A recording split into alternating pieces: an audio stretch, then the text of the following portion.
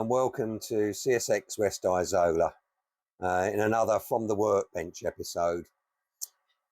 In this episode, I'm going to be looking at some DCC problems that I had with a new Athearn MP15AC loco that I got. This came with a Soundtrack Tsunami 2 installed as standard. This was from the from the manufacturer.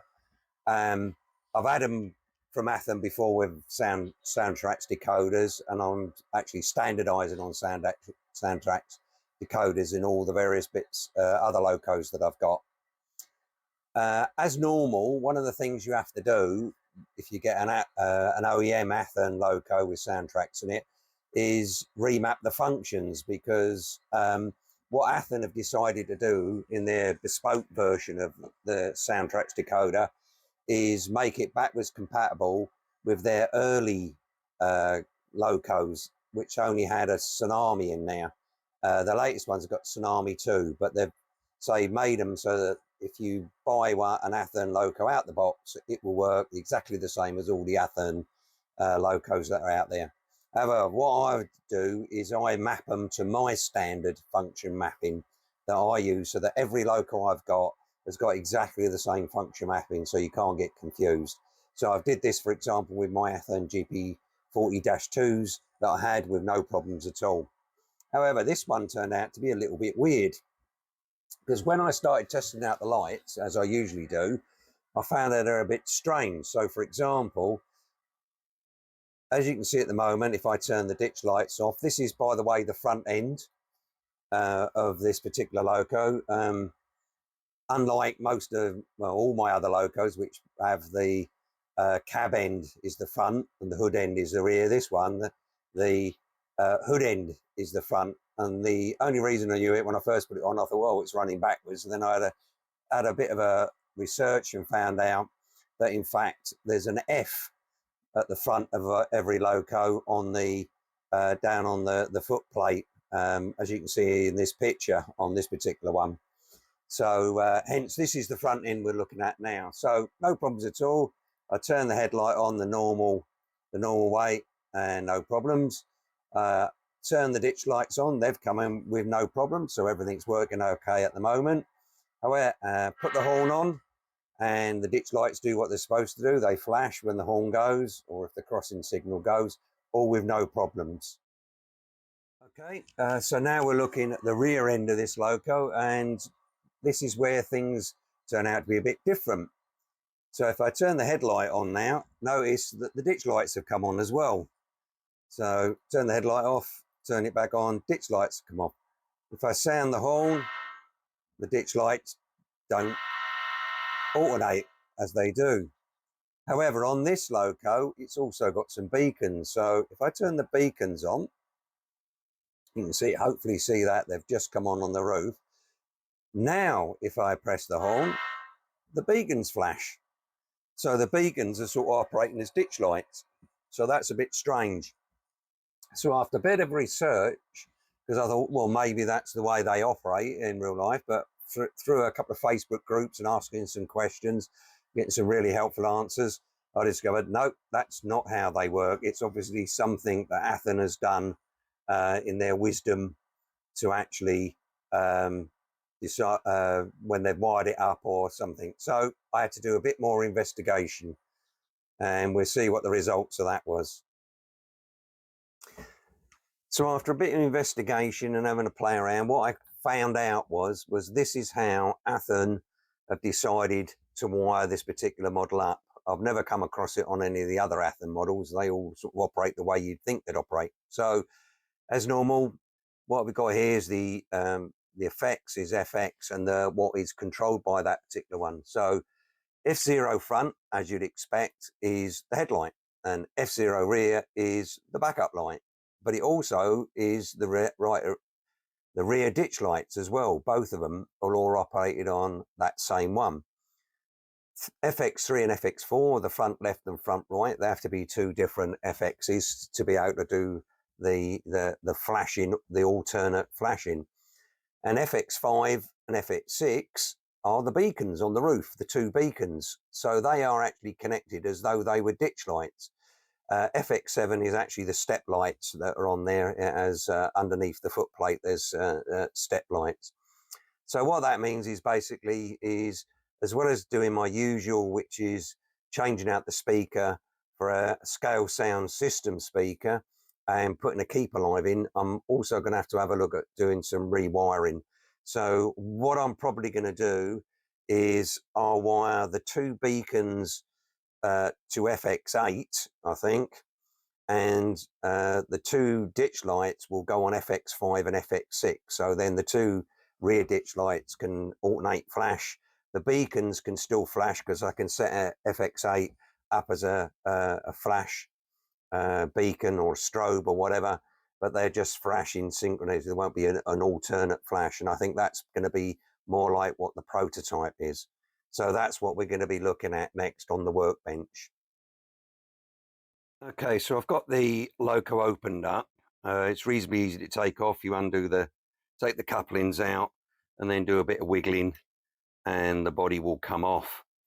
What I've also done is I've removed the decoder, because there's no use in taking chances about with the decoder, because it's obviously the most expensive bit. So take that out. In this case, you can, because it's one of the 21 pin ones you can just remove.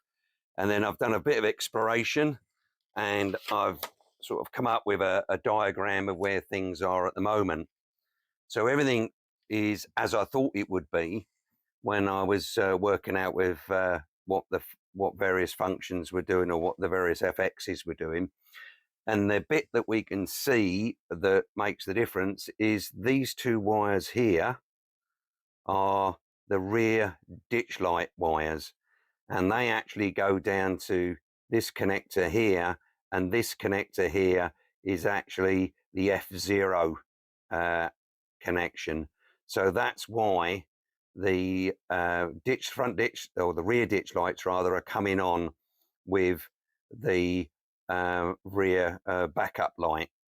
Over here we've got the speaker, which I'm going to be replacing later, and then I think there's a spot that under there somewhere, or somewhere I can probably tuck in the keepalive. We'll have to have a look at that in a bit. So what we've got to do then is take these 2 wires out, and what I decided to do was I was going to put them on functions 5 and 6, which are the left beat, which are the beacon lights, and 5 and 6, this is 5 here and 6 is over there.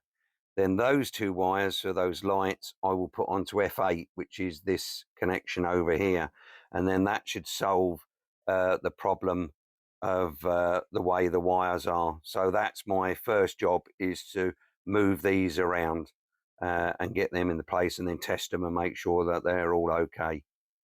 So I'll come back to you after I've done all that. Okay, so I've finished doing the rewiring. So now the 2 beacon lights are these wires here, and they go to FX8 there, and the 2 wires that go to the rear ditch lights, one goes to F5 there and one goes to F6 there. So that's that part done. So the next thing I'm going to look at is replacing the speaker. Although it comes with quite a good speaker, the one that I'm trying to do, because they came highly recommended and I've used them, is replacing these with scale sound system speakers. I'll put a link to their website down below, but they are superb. The guy who does it, who makes these, is actually I believe a sound engineer in real life. That's his proper job, if you like. So he does a lot of research and gets these, and virtually all of them are drop-in fits onto whatever model they are. So really excellent speakers, and do make a heck of a difference. I think the biggest one, I'll love to put it on the layout, is I've got a Rapido B36-7, and that's actually got 2 speakers in there, and that really does sound good. So that's what we're going to do now. So the first job will be to remove the existing speaker, and all that is a bit of tape that's holding the wires, and then there's 2 screws down there. Okay, I've unscrewed the 2 screws and I've desoldered the wires off the speaker, but one thing I've come across is that the 2 wires for the pickups actually come through, I don't know if you can see it there, they actually come through a hole in the speaker mount to actually keep them out the way, and then obviously disappear under here. So I've popped the board off so you can see that they actually go through these connectors here. So on the new speaker, it's actually got a hole for the wires to come up through. So it is a true replacement there on the new speakers. So what I'm going to have to do is disconnect these 2 wires here so I can pull them through this hole and then feed them back through this hole here. So that's my one of the next things I'm going to do. I've also, while I was doing this, I've noticed, because that's where the speaker fits is there, a perfect place to put a KA2 TCS KA2 keepalive. That will fit in there. Go on there. I'll just have to centralize it on there to make sure that it clears both sides, and I might even feed the wires up through the same hole, or we'll see where we go. So that's an ideal spot, and all I'll use is a bit of double-sided tape to actually hold that in place and make sure it doesn't move anywhere. So 2 birds with 1 stone, I'll do that now. So that's the next job then, those 2 things there. So now we've got the speaker in place. That's all done. It's wired up with these 2 wires here. That's all wired in. We've got the keepalive, the KA2s in. As you can see, quite a snug fit, but it does fit, and there is clearance for everything in there. Nothing's rubbing on there. That is wired up to the 21-pin connector here that the decoder plugs into, and what I've done, or what needs to be done, is the ground wire, which is the black and white wire from the keepalive, goes onto pin 20 on the plug there, and the blue wire, which is the positive, goes on to pin 16 on there and soldered on. Unfortunately, you have to solder. There is no easy way of doing this on this particular board, and with most ones that have got the 21-pin type connector on there. So that's all that's done. So it just now needs putting back together and then testing. So that's the next thing I'll do. So here we are back to the testing. So the first thing, front headlight on and off, and back on again. Front ditch lights on, off and on. Sound the horn, and the ditch lights flash. So that's all good. So now looking at the rear, backup light on and off the same as before, but this time the ditch lights aren't going on and off. And do the ditch lights on and off. Sound the horn, and the ditch lights flash.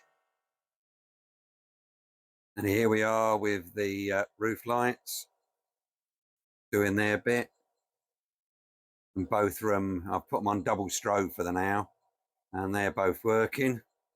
That seems okay. So the last thing to test is, does the keepalive work? So let's see what happens. Lift it off, lights stay on, sound's still going, so that's all looking good. And as you can see, it lasts, even a small keepalive like that lasts quite a long time, and there it goes off. So all in all, job done. So hopefully that's been of some use to some people, and hope to see you in the next video.